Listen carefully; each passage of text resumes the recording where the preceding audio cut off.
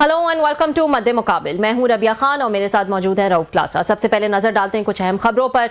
Iran जंग चौथे रोज में दाखिल हो गई। इजराइल का तेहरान में सदारती कॉम्प्लेक्स पर 100 तैयारों से हमला। ईरान का सऊदी अरब में अमरीकी सिफारत खाने पर ड्रोन हमला। इजरायली शहरों पर ईरान के हमलों में शिद्दत आ गई। अमरीका ने सऊदी अरब और कुवैत में अपने सिफारत खाने बंद कर दिए। अमरीका का अपने शहरियों को इजराइल समेत 14 ममालिक फौरी तौर पर छोड़ने की हिदायत। बरतानिया ने ईरान जंग में शामिल न होने का बड़ा ऐलान कर दिया। ट्रंप की बरतानिया के फैसले पर तनकीद और जंग में बरतानिया की शिरकत गैर जरूरी करार देती। इस बैनुल अक़वामी इशू की ताज़ा तरीन सूरत हाल पर बात करने के लिए हमारे साथ आज मौजूद होंगे सीनियर तज्ज़ियाकार कामरान यूसुफ। इसके अलावा ईरान हमले के बाद वजीर खारजा इसहाक डार की तरफ से पॉलिसी बयान सामने आ गया। दुनिया में सिर्फ पाकिस्तान ने ही ईरान पर हमले के खुले अंदाज में मजम्मत की। हमने अमरीका से ईरान को पुरअमन एटमी प्रोग्राम जारी रखने की बात मनवाई। सलामती काउंसिल में ईरान पर हमले की मजम्मत की। हमारे मौकिफ की वजह से ही ईरानी पार्लियामेंट में तशक्कुर पाकिस्तान के नारे लगे। पाकिस्तान की सिफारती कोशिशों को मुल्क के अंदर गलत रंग देना मुनासिब नहीं। इसहाक डार की सेनेट में तकरीर, इस पर भी तफसीली गुफ्तगू करेंगे। इसके अलावा पाकिस्तान T20 वर्ल्ड कप से बाहर हो गया। मेंबर सिलेक्शन कमेटी अलीम डार ने ओहदे से इस्तीफा दे दिया। क्रिकेट में बुरी शिकस्त का असल जिम्मेदार कौन, इस पर बात करने के लिए हमारे साथ आज मौजूद होंगे माया नाज क्रिकेट एक्सपर्ट डॉक्टर नौमान नियाज। लेकिन सबसे पहले हम बात कर लेते हैं इस वक्त इंटरनेशनल क्या सूरत हाल जो है वो चल रही है, उस पर बात करने के लिए हमारे साथ मौजूद हैं सीनियर तज्ज़ियाकार कामरान यूसुफ। अस्सलाम वालेकुम कामरान, बहुत शुक्रिया ज्वाइन करने के लिए। जी बहुत शुक्रिया जी, अस्सलाम वालेकुम। जी, ताज़ा तरीन सूरत हाल देखते हुए कामरान क्या कहेंगे आप, क्या आपका ओवरऑल एनालिसिस है? एक तो इस हवाले से कि इसमें क्या मजीद शिद्दत आ सकती है जो अटैक्स किए जा रहे हैं इजराइल अमरीका की जानिब से ईरान पर, और फिर जो ईरान की जवाबी कार्रवाइयां हम देख रहे हैं। लेटेस्ट भी खबरें आ रही हैं जिस तरह से सऊदी अरब में अमरीकी सिफारत खाने पर हमला हुआ, या जो और रीजनल कंट्रीज हैं उस पर जो ईरान की कार्रवाइयां हैं, या फिर अमरीका और इजराइल के जो हमले हैं ईरान में।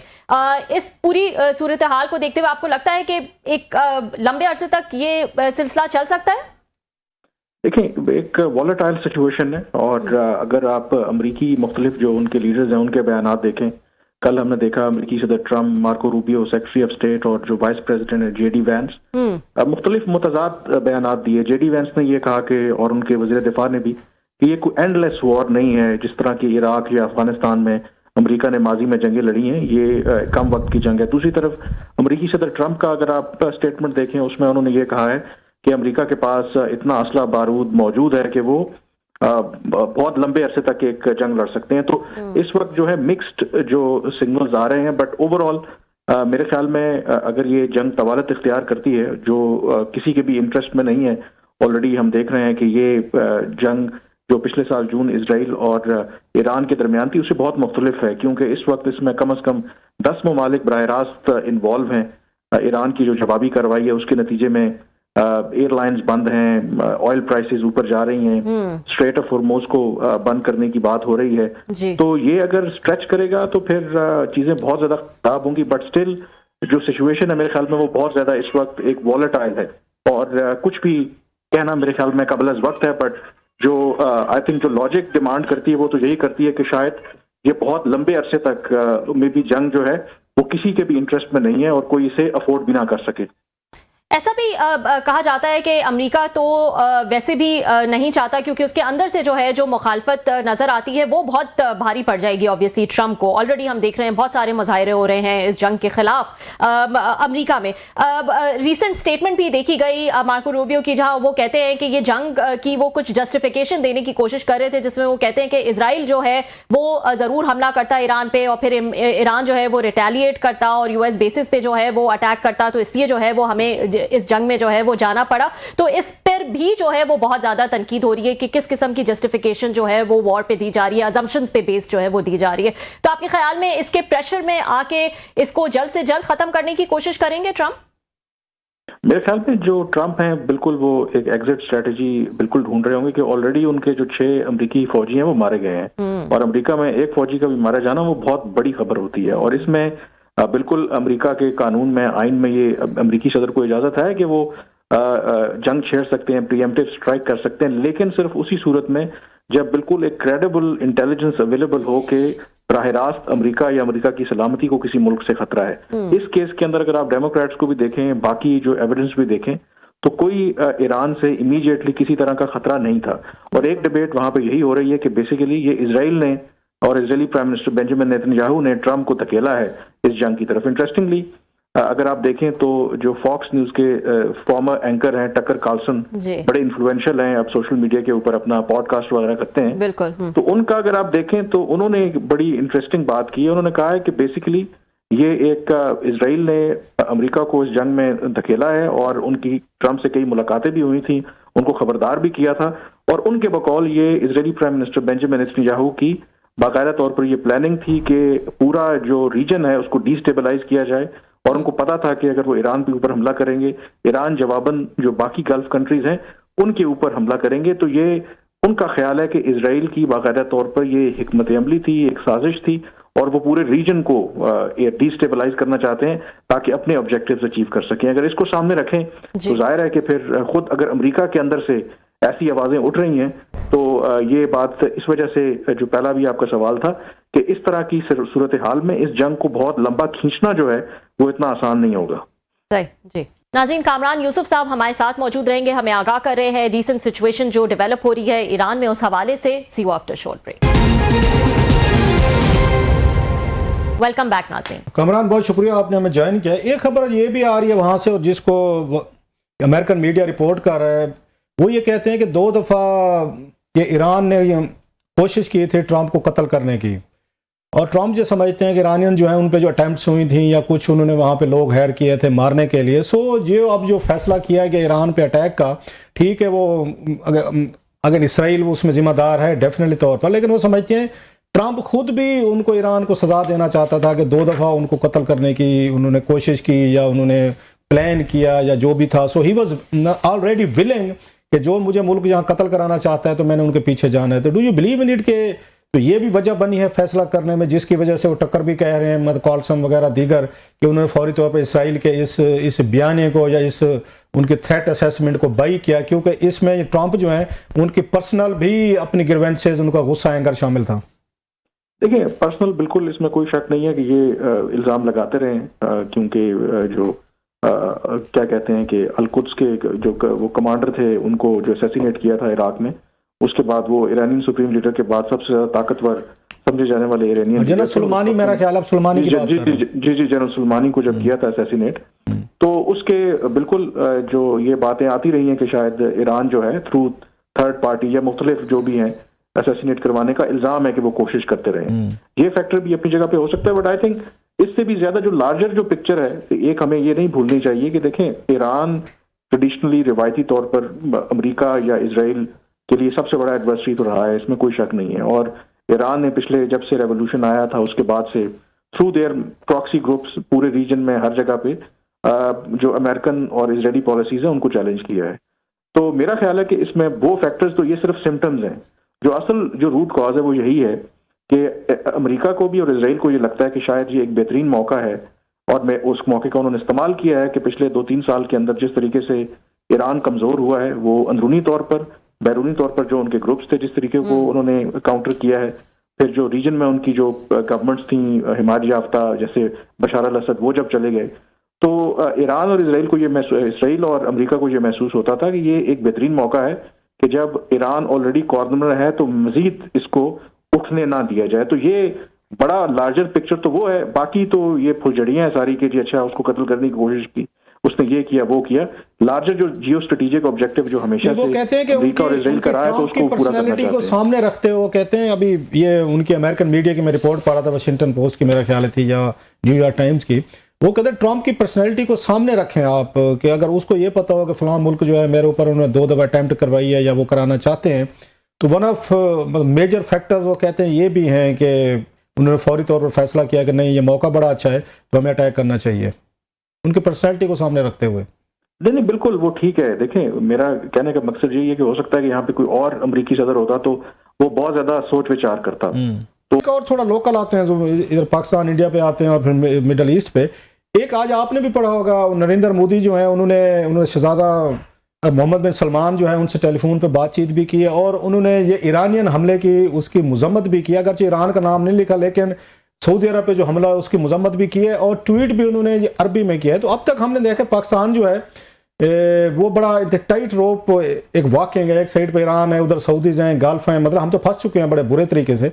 आप इस मूव को कैसे देखते हैं कि इससे पाकिस्तान के लिए मसाइल पैदा होंगे कि सऊदी सोचेंगे कि इंडियन प्राइम मिनिस्टर ने फ़ोन भी किया है और मजम्मत भी की है पाकिस्तान की तरफ से, शायद आज सच अभी तक कोई ऐसी कोई मूव हुई है, कोई मजम्मत की गई हो या कोई बात की गई हो उससे MBS साहब से?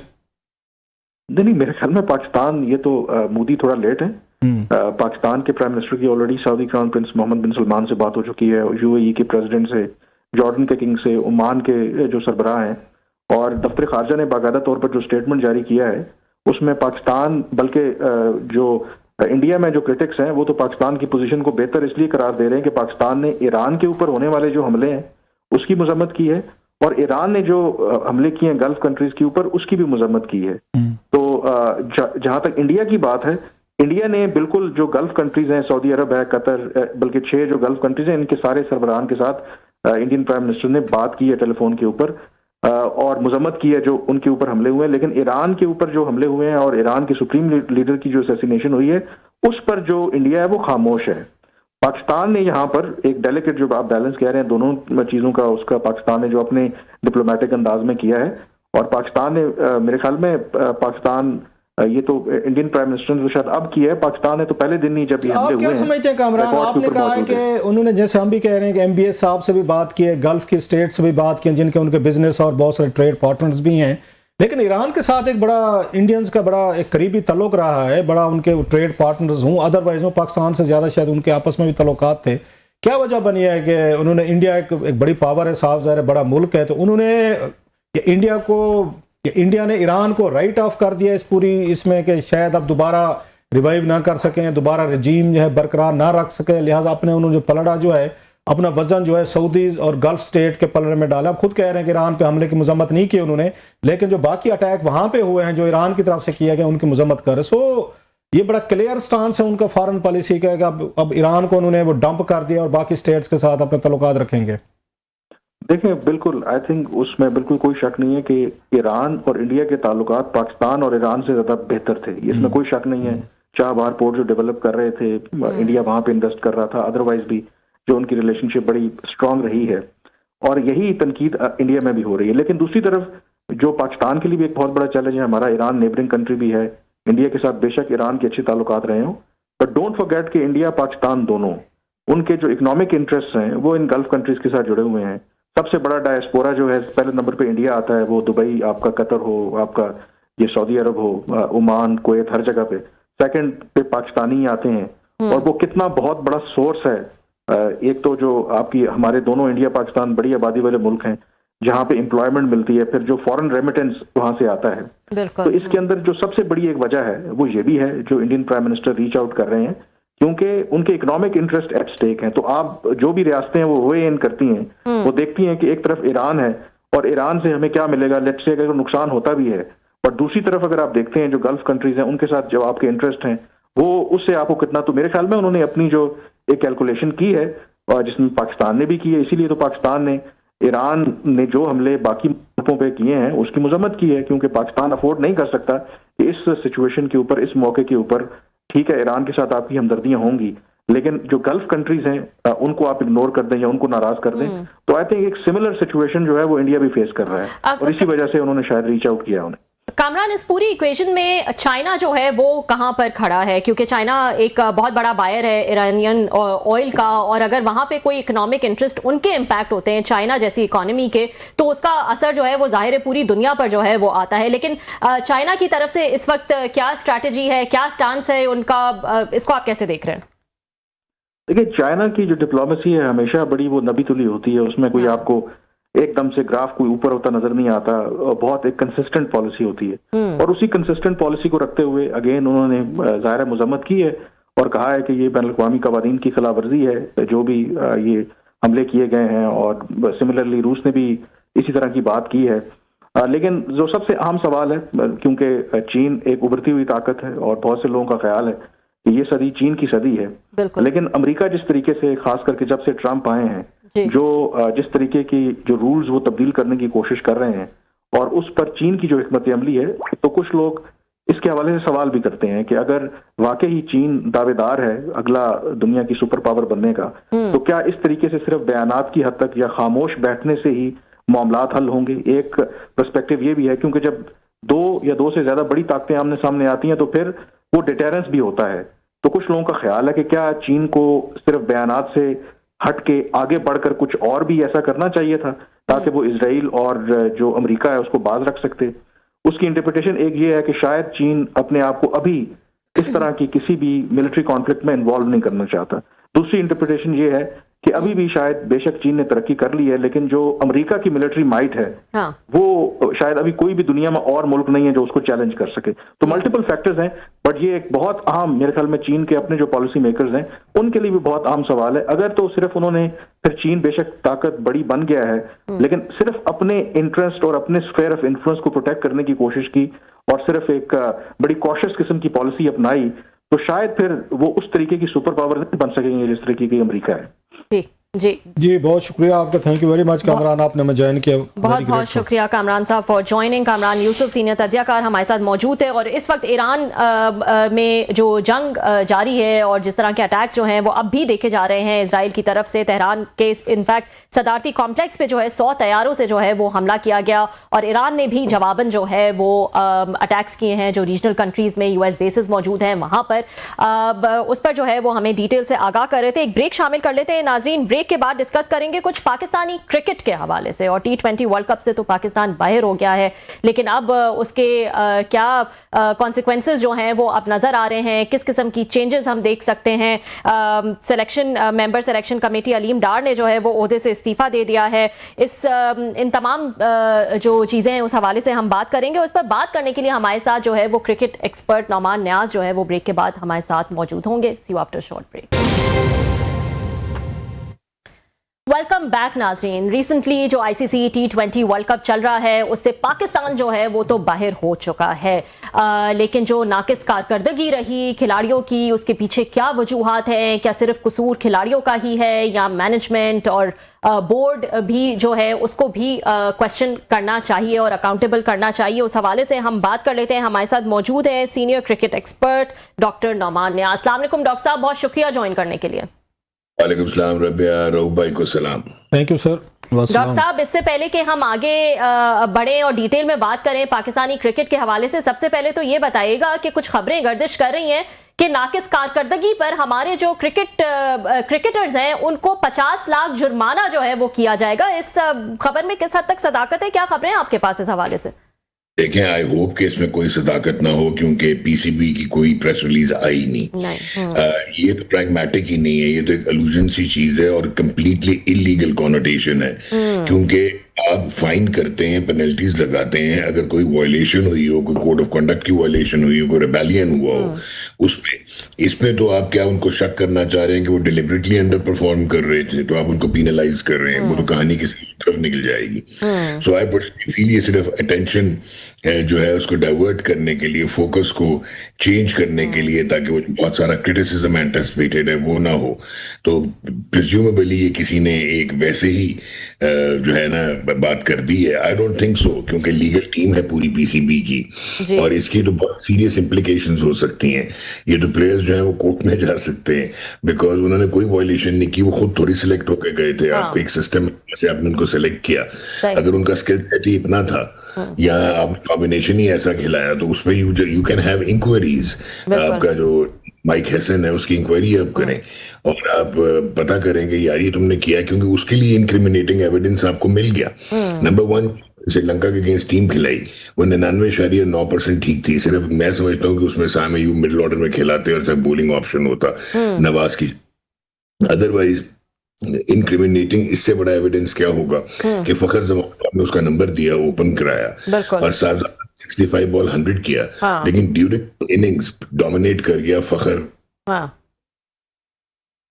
इंटरनेशनल स्टैंडर्ड्स पे compete करता नजर आया। उसके बाद इब्रार अहमद ने जिस तरह की बॉलिंग की, तो not playing against England again, मतलब आपने तो पूरा टूर्नामेंट का नक्शा ही बदल के रख दिया। You could have beaten England had Ibrar been there. तो at the end of the day ये आप इंक्वायर जरूर करें। और एक चीज है जो रऊफ भाई भी एंजॉय करेंगे, पाकिस्तान क्रिकेट को और क्रिकेट के मैनेजर्स को भी सोचना चाहिए, do not try to take water out of the well, try to take dead dog out. तो ये बताएं डॉक्टर साहब कि आपने कहा कि ये तो जो है अल्लाह करे ऐसी कोई खबर जो है ये सच्ची ना हो, लेकिन ऐसी खबरें आती हैं तो ये एक इंप्रेशन दिया जाता है कि सिर्फ खिलाड़ियों का ही जो है वो इसमें कसूर है, जैसा कि आपने कहा कि खुद तो नहीं सेलेक्ट होकर आए। तो क्या अब इस बुरी कारकर्दगी के बाद सेलेक्टर्स पर, कोच पर, बोर्ड पर, मैनेजमेंट पर उनको भी क्वेश्चन किया जाएगा, उनको भी अकाउंटेबल किया जाएगा? क्या माजी में ऐसा कोई ट्रेंड देखा गया है? क्या कभी होता है ऐसा पाकिस्तान में और अब आगे होगा आपके ख्याल में? देखें, जो पास्ट प्रेसिडेंट्स हैं, पर्टिकुलरली एंड सिग्निफिकेंटली आफ्टर 2023, आप लोगों को एनर्जी जाया नहीं करनी चाहिए। आप एक सेगमेंट आज रिकॉर्ड कर लें, 2027 में भी चला लीजिएगा, 2028 में भी चला लीजिएगा, वो रेलेवेंट होगा।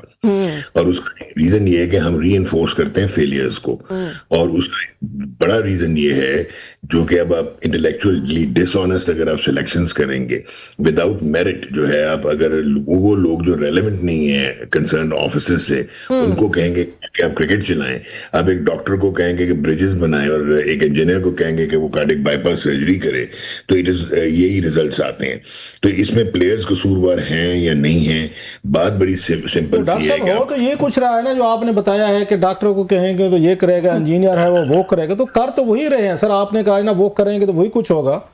नो ऑफेंसेस तो मोहसिन नकवी साहब, तो मोहसिन नकवी साहब का चलो मीडिया में चैनल चलाने का तजर्बा होगा, क्रिकेट का तो नहीं था। तो पाकिस्तान में यही कुछ हो रहा है सर। नहीं, इसमें रूप भाई मैं बड़ा क्लियर कर दूं, देखें, मोहसिन नकवी ने जो अपना काम करना था, जो आपको रिप्रेजेंट करना था आईसीसी के बोर्ड पे, और जिस किस्म की फॉल्ट लाइंस को आइडेंटिफाई करना था, वो कर दिया। अब टाइम आ गया। मैं पर्सनली समझता हूँ, शायद लोगों को अजीब सा लगे, he is the only chairman in recent history जो कि आपकी क्रिकेट को सीधा कर सकते हैं। बट उसके लिए आपको निजात हासिल करनी पड़ेगी जो री एनफोर्स्ड फेलियर्स हैं, एक्स क्रिकेटर्स हैं, स्टार्स ऑफ द 90s हैं, अर्ली 2000s के हैं, जो कभी एडवाइजर बन जाते हैं, कभी सिलेक्टर बन जाते हैं। उनको कौन बनाता है सर? ये उनको एडवाइजर सिलेक्टर पिछले 2 सालों में किसने बनाया है? अगर मोहसिन नकवी साहब तो 2 साल तो हो गए सर, अभी फर्दर कितना आपका ख्याल है? सारे जिनके आप नाम ले रहे हैं, इससे पहले ये वहाब रियाज थे और यार दोस्त थे, वो तो सब यही इल्जामात यही लगते हैं कि पूरा पीसीबी जो है यारों दोस्तों से भरा हुआ है। अभी आप खुद कह रहे हैं कि टीम की सिलेक्शन है, उसमें भी सिफारिशें चल रही हैं। सिफारिशें तो यहीं फिर आप, मैं और यही लोग कर ही रहे होंगे ना, कि जिसका दौ लग रहा है सिफारिश कर रहा है, तो चेयरमैन साहब से कैसे बरीउल जिम्मा हो सकते हैं सर? नहीं, मैंने बरीउल जिम्मा तो कतई नहीं किया, लेकिन मैंने ये जरूर कहा है कि अब टाइम आ गया है कि आपको डेड डॉग वेल में से निकालना है ताकि ये स्टैंच खत्म हो। और वो कैसे होगा कि आप रेजिस्टेंस टू चेंज को खत्म करेंगे। और रेजिस्टेंस टू चेंज कब खत्म होगा? जब रेलेवेंट कॉम्पिटेंट लोग कंसर्न्ड ऑफिसर्स में आएंगे। मेरिट को आपको लेके आना पड़ेगा। अभी एक बहुत बड़ा जो मेरे लिए डैम्पनिंग और बहुत ही ट्रेजिक चीज है वो ये है कि आपने एक पाकिस्तान शाहीन्स की टीम सेलेक्ट की और आपने उसको यूएई भेजा है इंग्लैंड लॉयंस के अगेंस्ट खेलने, और वो एब्सोल्युटली मेरिट पे सिलेक्ट हुए। वो बच्चे वो उन बड़ी परफॉर्मेंस करके डोमेस्टिक स्ट्रक्चर में आए थे और वो मेरिट पे गए और उनको भून डाला इंग्लैंड लॉयंस ने। इसका मतलब है कि आपकी जो नेक्स्ट जनरेशन भी तैयार हुई है उसमें भी डेफिशिएंसीज हैं और वो मॉडर्न क्रिकेट से रेलेवेंट नहीं है। क्रिकेट अवेयरनेस के मसाइल हैं, स्ट्रक्चर्ड पाथवेज नहीं है। ये जो मैं बार बार अंग्रेजी बोलता हूँ, ये एक्चुअली अब ये करना है, आपको असेसमेंट करनी है, इंट्रोस्पेक्ट करना है। आपने अभी बात हो रही थी रिवार्ड एंड पनिशमेंट की हो रही थी, मतलब है जब वो जीतते हैं तो अभी हमने अंडर 19 टीम को हमने 16-17 करोड़ रुपए भी दिए।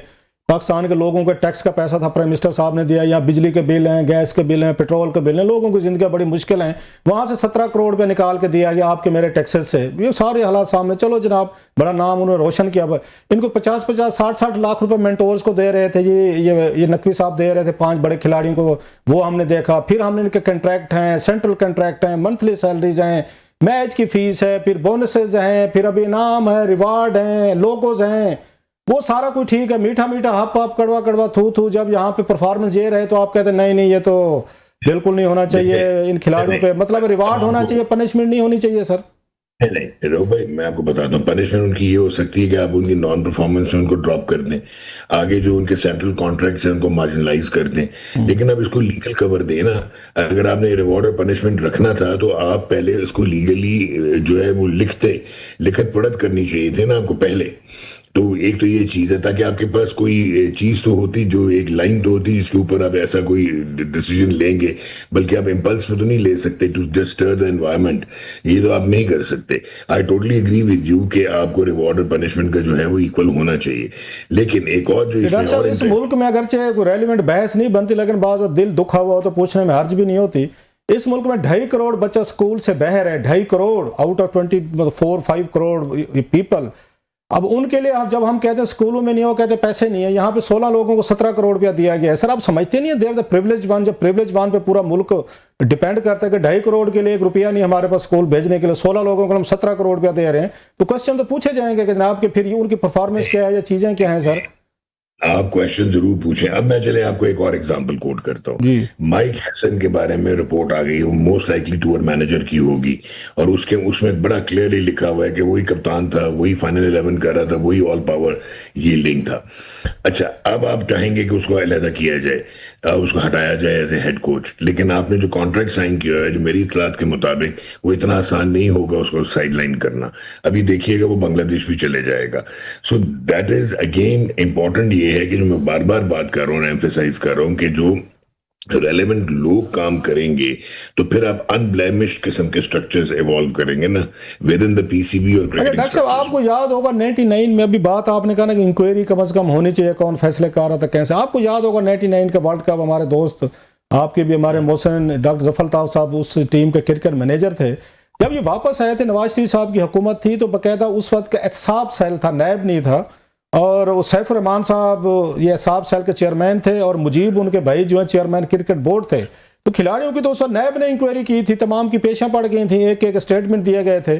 तो ये प्रेसिडेंट तो मौजूद है माजी में कि शायद उन्होंने फिक्सिंग की थी, इल्जाम तो उस वक्त ये लगा था क्रिकेट टीम पे, बाकायदा इंक्वायरी हुई थी। I hope you remember that. भाई मैं यही कह रहा हूँ कि एक तरीका होता है ना, आप इनकी इंक्वायरी कर दें।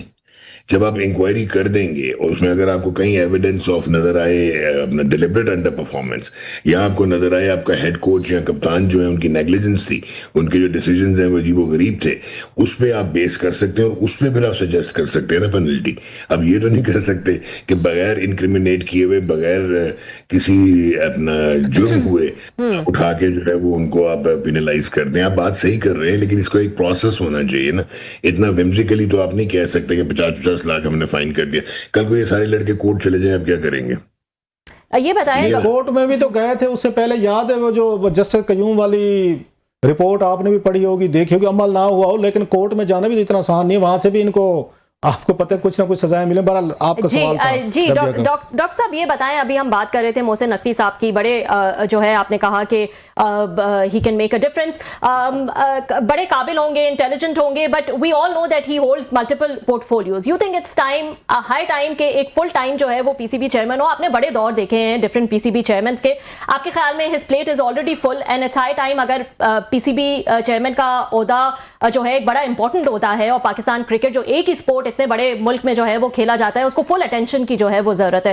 सो यू थिंक कि बेहतर हो कि एक फुल टाइम जो है वो ये पोजीशन दी जाए? अगेन आप फुल टाइम को कैसे डिफाइन करेंगे, नंबर 1। नंबर 2 जो इंपॉर्टेंट चीज है वो ये है कि आपको इसके लिए क्रिकेट के कॉन्स्टिट्यूशन में चेंजेस लानी पड़ेंगी, ठीक है, क्योंकि यहाँ पे जो प्राइम मिनिस्टर ऑफ पाकिस्तान है, being the patron of the Pakistan cricket board, he is empowered कि वो 2 नॉमिनेट करते हैं बंदे on the board of governors of the PCB, जिनमें से एक चेयरमैन के लिए इलेक्शन कंटेस्ट करता है, यानी दोनों। तो एक तो आप इसको चेंज करें, फिर आपको ये देखना पड़ेगा कि आपने क्रिकेट बोर्ड को तो पहले डिफाइन करेंगे, उसकी फंक्शनिंग जो है वो है क्या, वो ब्यूरोक्रेट है, वो सेमी ऑटोनमस है, वो गवर्नमेंट की बॉडी है, वो प्राइवेट है, वो कॉर्पोरेट है, वो सेमी कॉर्पोरेट है, पहले ये डिसाइड करें। जब आप ये डिसाइड कर लेंगे, फिर आपका एक बिजनेस मॉडल सामने आएगा, cricket operations and business model जो दुनिया में हो रहा है। तभी तो ये एसीबी जो है वो क्रिकेट ऑस्ट्रेलिया बन गया था, एंड न्यूजीलैंड क्रिकेट जो थी सीसी वो बन गया था, क्रिकेट न्यूजीलैंड, ठीक है ना। तो ये आपको पहले तो ये डिसाइड करें, फिर आप ये जो बात करिए ना, ये अगेन सब्जेक्टिव हो जाती है, क्योंकि आपका पूरे कितने आपके, अच्छा अनफॉर्चुनेटली आपके एक डॉक्टर जफर अल्ताफ थे जो कि एक इंटरनेशनल प्लेयर थे, वो टेस्ट नहीं खेले बट प्लेयर थे। एक इजाज भट्ट थे जो टेस्ट क्रिकेटर थे। Abdul Hafeez Kardar, doyen of cricket and cricket management, जिन्होंने बहुत कुछ किया पाकिस्तान क्रिकेट के लिए। और उसके बाद रमीज हसन राजा आए। तो बाकी जितने भी लोग हैं वो तो पहले चेयरमैन वापडा को बना दिया जाता था। सो आप पहले तो इसको आप खुद फिगर आउट करें कि अब मॉडर्न क्रिकेट एक इंडस्ट्री है और एक साइंस है। और अभी जो हाई टाइम है, मैं आपको बार बार कह रहा हूँ, आप इनको निकाल दें, आप शदाब को निकाल दें, शाहीन को निकाल दें, अगले साल आपके सामने खड़े होंगे। क्योंकि आप जब तक मिथ को नहीं तोड़ेंगे, रिपीट पे चला दें हम आपका एनालिसिस, अगले साल भी ये होगा, उसके अगले साल भी यही होगा। अगर आपने होश के नाखून ना लिए और अब लॉन्ग टर्म इन्वेस्टमेंट ना की और साइंटिफिक टूल्स को ना लेके डॉक्टर साहब आने लाइट कमेंट सबको हटा दें, चेंज कर दें, लेकिन चेयरमैन क्रिकेट बोर्ड को ना करें। नो कमेंट्स रऊफ क्लासा भाई। बहुत बहुत शुक्रिया, thank you so much doctor साहब for joining us. Doctor Nauman Niaz जो है वो हमारे साथ मौजूद थे, बता रहे थे पाकिस्तान क्रिकेट का जो इस वक्त बुरा हाल है, उसके बाद जो है वो क्या क्या चेंजेस जो है वो करने की ज़रूरत है हमें पाकिस्तान क्रिकेट में। नाज़रीन, आज के लिए इतना ही, कल आपसे फिर मुलाकात होगी।